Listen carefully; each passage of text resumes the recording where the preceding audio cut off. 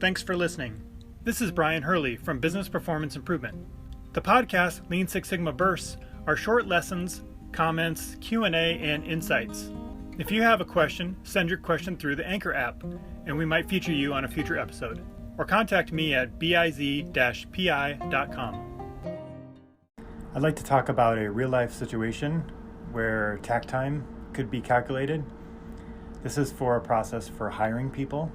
The job is to hire 55 shifts, and you have 4 weeks to complete that task.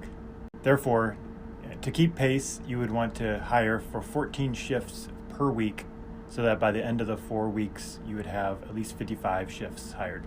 On average, each person that they hire would get between 3 and 5 shifts that they would fulfill during the week. So let's just assume that they're going to get 4 shifts per hire that they make. So that means they're going to need to hire about 3.5 people per week. So in other words, if they're working 7 days each week hiring people, then they're going to have to hire half a person each day, or basically one person every other day. Okay, so that's giving you some kind of a goal there. Another way we would look at it is you have 28 days, and you need to hire roughly 14 people, each filling 4 shifts. And that would give you basically a takt time of 28 days divided by 14 hires, or 2 days.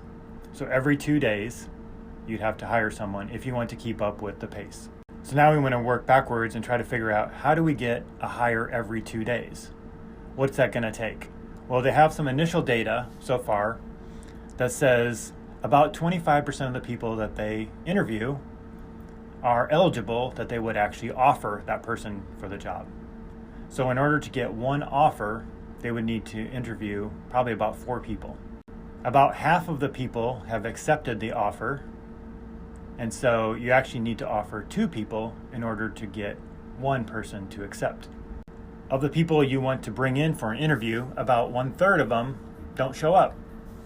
So you actually would need to schedule, 12 people so that you get 8 people to show up, of which of the 8, 2 people will be eligible and you offer them, and then 1 would accept.